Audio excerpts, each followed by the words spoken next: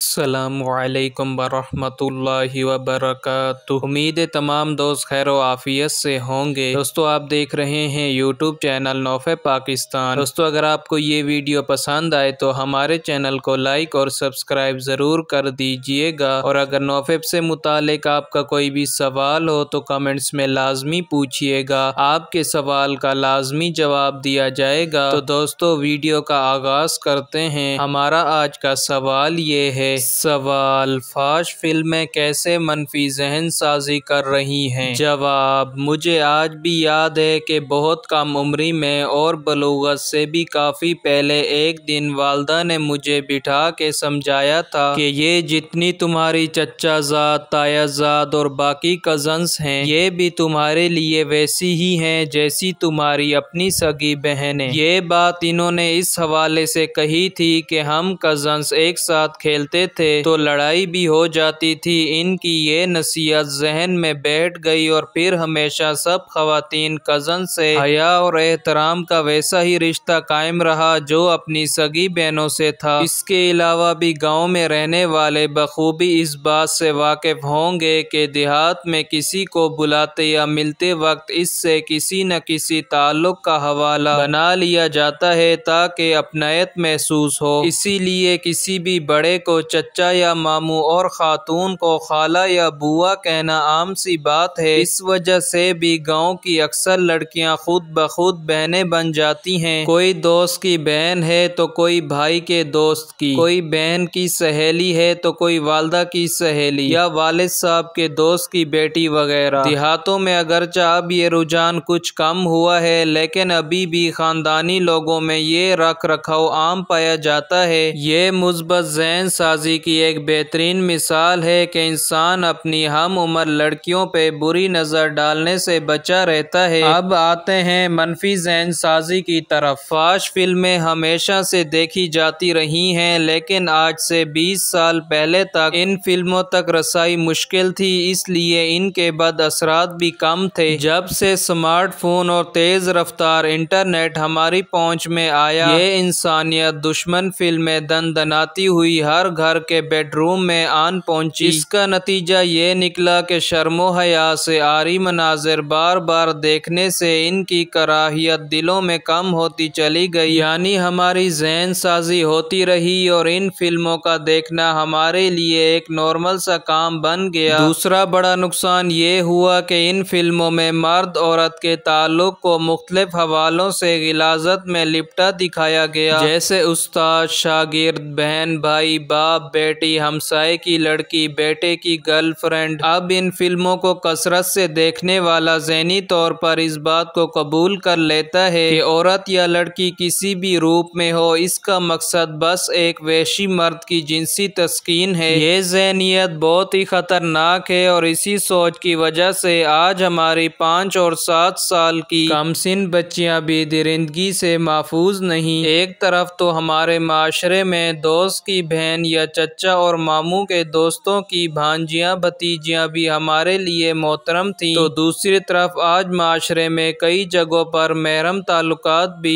इससे मुतासर होने लगे हैं। जब मैंने नोफेब ग्रुप्स में काम शुरू किया तो चंद लड़कों ने इन बॉक्स में आकर एतराफ़ किया कि इनकी अपनी सगी बहन पे बुरी नज़र है। जी हाँ, मैं ये बात अपने पूरे होशो हवास में कह रहा हूँ। जब पहली दफ़ा मैंने एक लड़के के मुंह से ये बात सुनी तो मेरे पांव तले से भी ऐसे ही ज़मीन निकली थी जैसे ये बात सुनकर आपको महसूस हो रहा है लड़के इस लत का शिकार हो रहे हैं कि वो किसी दूसरे मर्द के साथ अपनी बहन को डिस्कस कर सकें। इसको इंसेस्ट एडिक्शन कहा जाता है। अल्लाह हमारी हिफाजत फरमाए। ये जहर और गंदगी सिर्फ और सिर्फ फाश फिल्मों की लाई हुई है, क्योंकि हमारे मुल्क में कोई ऐसा अदारा या मीडिया चैनल नहीं जो ऐसी तरगीब दे रहा हो। वैसे भी यूरोप और मगरबी ममालिक से शराब के नशे में धुत होकर महरम रिश्तों के तकद्दुस को पामाल करने की खबरें आती रहती हैं। मेरे मोहतरम भाइयों, अगर आप चाहते हैं कि आप या आपका कोई अजीज बेटा भाई इस गलाजत की दलदल में ना गिरे और चार दीवारी का तकद्दुस कायम रहे तो इन गलीज फिल्मों से शदीद नफरत कीजिए। इन्हें देखना नॉर्मल मत समझिए। ये इंसानों को